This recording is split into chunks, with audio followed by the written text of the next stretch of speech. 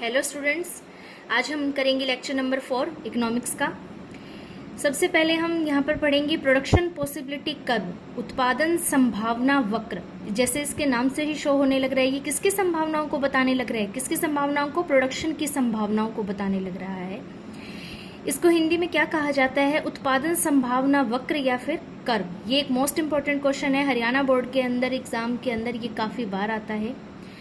इसके सबसे पहले हम डेफिनेशन पढ़ेंगे। The production possibility curve is the showing, कि प्रोडक्शन पॉसिबिलिटी कर्व हमें क्या शो करता है, अल्टरनेटिव प्रोडक्शन, मतलब हम क्या क्या प्रोडक्शन कर सकते हैं, पॉसिबिलिटीज ऑफ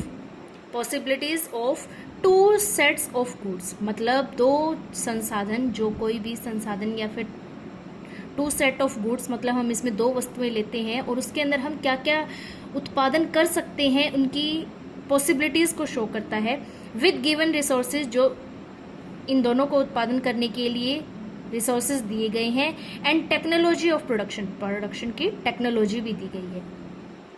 अब हिंदी में पढ़ेंगे। उत्पादन संभावना वक्र वह वक्र है जो दिए हुए संसाधनों तथा तकनीकों में दो वस्तुओं के उत्पादन की वैकल्पिक संभावनाओं को प्रकट करता है। उत्पादन संभावना वक्र वो है जिसमें टेक्नोलॉजी भी दी गई है और दो वस्तुएं दी गई है, संसाधन दिए हुए हैं, टेक्नोलॉजी दी गई है और दो वस्तुओं के वैकल्पिक अल्टरनेटिव क्या क्या हम प्रोडक्शन कर सकते हैं उसको बताता है। आगे हम पढ़ेंगे इसकी मान्यताएं। कोई भी अगर लॉ बनता है, ये क्या किसका लॉ है, प्रोडक्शन पॉसिबिलिटी कर्व लॉ है एक, ठीक है। ये एक लॉ बनाया गया है अर्थशास्त्रियों के द्वारा। तो अजम्पशंस इसके अंदर क्या पढ़ी जाती है, मान्यताएं मानी जाती है इसके अंदर। सबसे पहला क्या है, fixed quantity of factor of production, उत्पादन के साधनों की स्थिर मात्रा। उत्पादन के साधनों की स्थिर मात्रा का ये मतलब है यहाँ पर कि जो लैंड है, जो लेबर है, जिनसे हम उत्पादन करते हैं, वो क्या है, हमारे कांस्टेंट है। सेकंड पॉइंट पर क्या है भाई, सेकेंड पॉइंट पर हम लेंगे fuller and efficient utilization of the available resources. जो भी हमने संसाधन लगा रखे हैं या जो हमारे पास लैंड है या फिर जो भी हमारे पास लेबर है, जो भी हमारी मशीनरी है, उनका हम क्या करने लग रहे हैं, प्रॉपर यूटिलाइज करने लग रहे हैं। थर्ड नंबर पे क्या है, जो हमें टेक्नोलॉजी मिली है वो कांस्टेंट है, उसमें चेंज नहीं होने लग रहा है। और हम किसके प्रोडक्शन को शो करने लग रहे हैं, यहाँ पर दो वस्तुओं के प्रोडक्शन को शो कर रही हैं, उनकी संभावनाओं को शो करती हैं। दो से ज्यादा हम इसके अंदर शो नहीं कर पाएंगे, ठीक है। आगे हम देखेंगे इसके अंदर प्रोडक्शन पॉसिबिलिटी कर्व के अंदर दो संसाधन लिए गए हैं, एक वीट और एक कॉटन क्लॉथ, एक वीट और एक क्लॉथ लिया गया है। इसमें अलग अलग संभावनाएं बताई गई है कि हम इन दोनों को, एक जो हमारे पास जो लैंड है, एक उसके अंदर हम क्या करने लग रहे हैं, या तो वीट का प्रोडक्शन कर सकते हैं या क्लॉथ का प्रोडक्शन कर सकते हैं या इन दोनों का प्रोडक्शन कर सकते हैं एक टाइम के अंदर, और क्या क्या उसकी संभावनाएं बनती है। एक कॉम्बिनेशन के अंदर क्या दिखा रखा है कि हम वीट का कोई भी प्रोडक्शन नहीं करने लग रहे हैं, हम सारा का सारा किसका प्रोडक्शन करने लग रहे हैं, क्लॉथ का प्रोडक्शन करने लग रहे हैं। अगर मैं इस भूमि के ऊपर 1 हेक्टेयर भूमि के ऊपर अगर मैं सिर्फ क्लॉथ का प्रोडक्शन करती हूँ तो मैं कितने बंडल्स को, क्लॉथ को यहाँ पर मैं बंडल्स के अंदर दिखा रही हूँ कि हम क्लॉथ की 12 बंडल्स को हम बना सकते हैं। अगर मैं वीट का प्रोडक्शन ना करूँ, सिर्फ और सिर्फ क्लॉथ का प्रोडक्शन करूँ, तो कितना कर सकती हूँ मैं, 12। बी ऑप्शन के अंदर अगर मैं ये चाहती हूँ कि मैं क्लॉथ का प्रोडक्शन तो करूँ, साथ में मुझे क्या करना पड़ेगा भाई, मुझे वीट का प्रोडक्शन भी करना है। तो हमारे पास लैंड क्या है भाई, कांस्टेंट है, संसाधन भी कांस्टेंट है और लेबर भी कांस्टेंट है। तो इसके लिए मुझे क्या करना पड़ेगा, थोड़ा सा पार्ट वीट के लिए छोड़ना पड़ेगा और उस पर मैं क्लॉथ उगा लूँगी, ठीक है। तो मतलब अगर मैं थोड़ा से पार्ट के ऊपर वीट का प्रोडक्शन करती हूँ और पार्ट के अंदर मैं क्लॉथ का प्रोडक्शन करती हूँ, तो क्या कॉम्बिनेशन बनेगा, इसको कम हो जाएगा 10 और 2, ठीक है। आगे दिखाया गया है सी कॉम्बिनेशन। अगर मैं चाहूँ कि मैं थोड़ा सा वीट का और प्रोडक्शन करूँ तो मुझे क्या करना पड़ेगा, क्लॉथ का प्रोडक्शन छोड़ना पड़ेगा वीट का ज्यादा प्रोडक्शन करने के लिए। डी ऑप्शन के अंदर क्या बताया गया है कि मैं क्लॉथ का बिल्कुल भी प्रोडक्शन नहीं करने लग रही हूँ, मैं सिर्फ किसका प्रोडक्शन करने लग रही हूँ, वीट का प्रोडक्शन करने लग रही हूँ।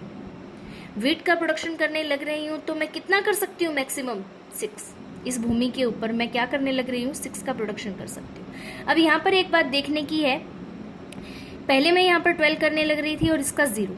जब मैंने इसका 2 बोरी गेहूं की उगानी चाहिए तो मुझे कितनी 2 बोरी गेहूं उगाने के लिए 2 बंडल को ही छोड़ना पड़ा, ठीक है।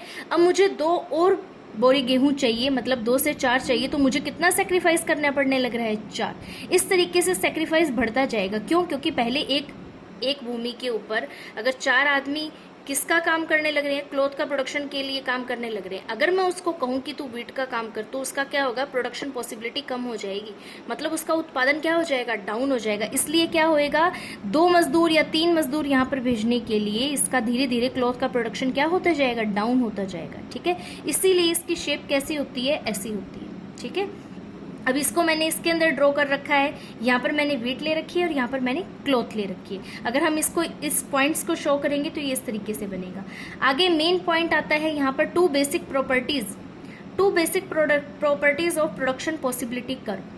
मुख्य विशेषताएं क्या है, प्रोडक्शन पॉसिबिलिटी कर्व की मुख्य विशेषताएं क्या है। सबसे पहले क्या है, production possibility curve slope downwards, उत्पादन संभावना वक्र का ढलान नीचे की ओर होता है। कारण क्या होता है, क्योंकि हमारे पास ये क्या है भाई, लैंड क्या है हमारे पास, फिक्स है। अगर मैं एक चीज को उगाना चाहती हूँ, एक चीज को उगाने लग रही हूँ, अब दूसरी चीज को उगाना चाहती हूँ, तो मुझे क्या करना पड़ेगा, दूसरे का सेक्रीफाइस करना पड़ेगा, पहले का सेक्रीफाइस करना पड़ेगा दूसरी का प्रोडक्शन करने के लिए। इस तरीके से मैं ये छोड़ती जा रही हूँ, तो इसकी शेप कैसी आएगी, डाउनवर्ड आएगी। क्योंकि हम यहाँ पर क्या है, पहले मैं 12 उगा रही थी, अब मुझे क्या है, वीट उगानी है, तो मुझे इसको छोड़ना पड़ेगा। अगर मैं इसको और उगाना चाहती हूँ तो मुझे 6 पर आना पड़ेगा, इसलिए इसका स्लोप कैसा होता है, डाउनवर्ड स्लोप होता है। सेकंड इसकी क्या बता रखी है, PPC is concave to the point of origin, मूल बिंदु के नतोदर होता है। मतलब इसकी शेप कैसी होती है, कनकेव शेप की होती है, ऊपर की ओर उठा होता है, कनकेव शेप की होती है। क्यों? क्योंकि हमारा पहले हम क्लॉथ का सेक्रीफाइस थोड़ा करेंगे, फिर और ज्यादा धीरे धीरे ये सेक्रीफाइस बढ़ता जाएगा। क्यों? क्योंकि एक जगह से दूसरी जगह लेबर लगाने के अंदर उनका उत्पादन क्षमता घटती है, इसलिए इसकी शेप कैसी आती है, कनकेव। ठीक है, ओके, थैंक यू।